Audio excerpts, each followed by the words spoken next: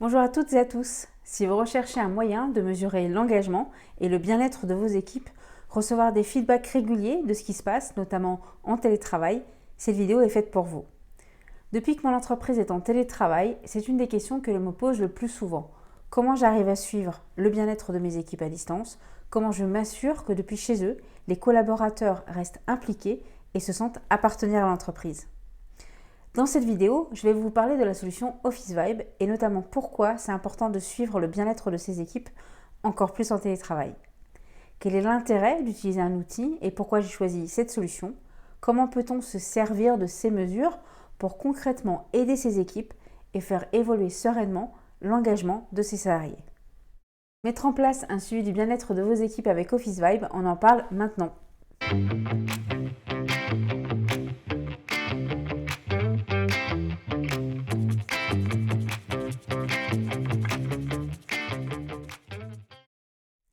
Bienvenue dans cette nouvelle vidéo de la série Télétravailler efficacement. Je suis Émilie Lebrun, je suis la dirigeante cofondatrice de l'agence Foodonit, qui est une agence web de 20 personnes entièrement en télétravail depuis quelques années déjà.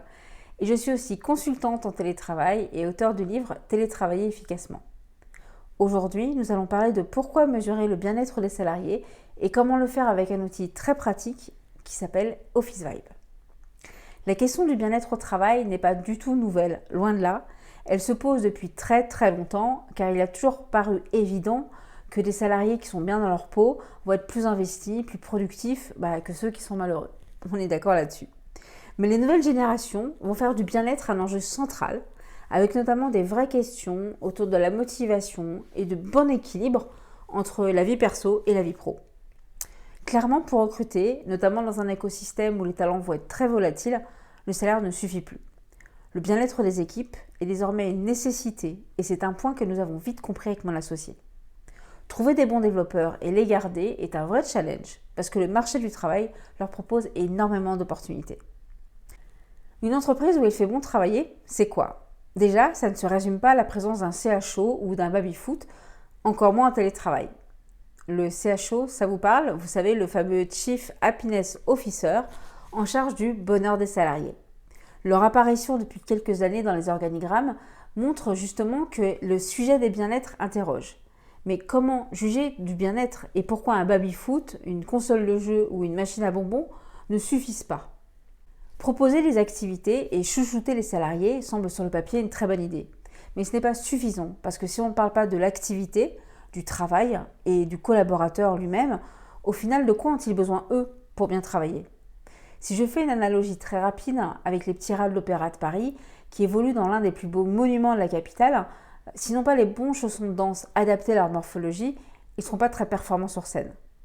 Donc un environnement stimulant, c'est bien, mais sans les outils adaptés ou attendus par les personnes, ça ne suffit pas. Revenons à la question, qu'est-ce qu'une entreprise où il fait bon travailler?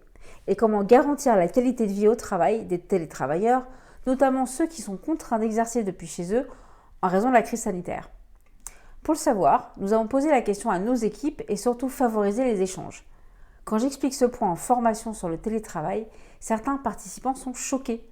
Pour eux, c'est le cauchemar absolu de savoir ce que pense leur équipe, encore plus si c'est anonyme, parce que les gens vont pouvoir se lâcher et les managers vont s'en prendre plein la tête. Personnellement, le cauchemar est plutôt de ne pas connaître les attentes de mes équipes et de savoir comment maintenir leur engagement ou de les voir partir sans savoir pourquoi. Communiquer, dialoguer, obtenir des feedbacks, c'est la meilleure façon d'entretenir une bonne relation. La satisfaction du salarié qui se sent écouté, pris en considération, vaut beaucoup plus au final que tous les baby-foot du monde. Pour obtenir ces retours, nous avons au début commencé par organiser des petits entretiens réguliers avec les salariés pour pouvoir les écouter. Le problème, c'était que les membres de l'équipe devenaient de plus en plus nombreux et que face à nous, sans le refuge de l'anonymat, certains n'osent pas forcément nous faire des retours. Jean-Baptiste Marchand-Harvier, qui est le cofondateur inspirant de la start-up WP Media, avec lequel j'ai collaboré il y a déjà 5 ans, m'a parlé de l'outil qu'ils utilisaient dans leur entreprise pour mesurer la satisfaction de leur équipe, actuellement en full télétravail et répartie à travers le monde. J'ai ainsi découvert Office Vibe, qui a immédiatement fait écho à nos besoins. Office Vibe, c'est quoi? C'est un outil en ligne où vous inscrivez vos collaborateurs via leur email, puis chaque semaine ou 2 fois par mois, les utilisateurs sont invités à répondre à 5 questions basées sur 10 métriques clés. reconnaissance, bien-être, feedback, sentiment d'appartenance, bonheur, relation avec le manager, croissance personnelle, relation avec ses collègues, satisfaction et alignement avec l'entreprise. Le questionnaire est ludique, le graphisme plutôt attrayant et c'est très rapide à faire.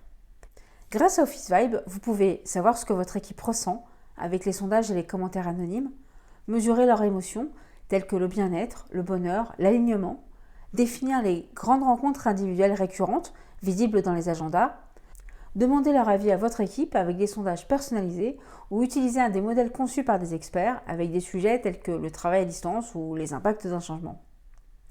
Nous recevons ainsi des rapports très détaillés qui mesurent l'engagement ainsi que les feedbacks écrits par les employés d'une façon totalement anonyme. Vous pouvez aussi partager les résultats avec vos équipes pour échanger ensemble sur les points qui fonctionnent et puis ceux qui ont besoin d'être améliorés. En plus, pour éviter que les résultats finissent dans une corbeille, Office Vibe propose des conseils selon des résultats obtenus avec notamment une rubrique trucs et astuces. Par exemple, le manager peut trouver des conseils sur la façon d'aborder la question du salaire s'il ressort d'une enquête que les salariés pensent que les critères ne sont pas clairs.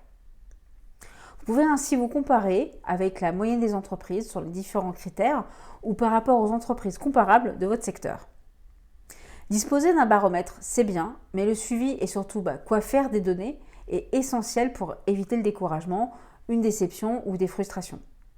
Parce qu'il faut aussi se préparer aux résultats et au décalage entre la perception de la situation. Il peut y avoir une différence entre la vision de vous, manager, d'une situation et la façon dont le collaborateur, eux, la vivent. Utiliser Office Vibe, au final, c'est ouvrir la porte à une communication ouverte et transparente pour l'ensemble des collaborateurs et construire ainsi un lieu de travail sain et motivant dans lequel chacun peut s'épanouir et surtout s'exprimer. Pour nous managers, Office Vibe fournit une image en temps réel du niveau d'engagement de nos équipes et identifie les forces et les problèmes qui peuvent ensuite être explorés et discutés totalement ouvertement. J'arrive à suivre ainsi facilement si les salariés sont stressés, s'ils ont besoin de matériel, s'il leur manque quoi que ce soit pour améliorer leurs conditions de travail. Avoir l'information, être conscient des richesses et des problèmes permet d'en parler directement avec l'équipe ou individuellement. Car les sondages des employés ne peuvent jamais prétendre à remplacer une interaction humaine. Un dialogue ouvert et fondé sur la confiance entre les personnes est essentiel. Je vous recommande d'ailleurs l'ouvrage en toute franchise. Utiliser un outil tel que Office Vibe permet aussi de montrer à vos équipes que vous prenez en considération de leur retour et qu'au final vous tenez à leur bien-être. Office Vibe, ça coûte combien ? Bonne nouvelle, déjà la première offre est gratuite. C'est déjà amplement suffisant pour tester et obtenir des premiers retours. Pour plus de fonctionnalités, d'historique ou de sondage, la version payante sera nécessaire et coûte 4 $ par mois par utilisateur. Vous n'avez plus aucune excuse pour ne pas l'essayer et si vous avez besoin d'aide pour convaincre votre manager d'utiliser cet outil ou si vous avez simplement des questions sur son utilisation, laissez-moi un commentaire là, juste sous cette vidéo. Et à très bientôt pour une prochaine vidéo Télétravailler efficacement avec Émilie de Remote Workers.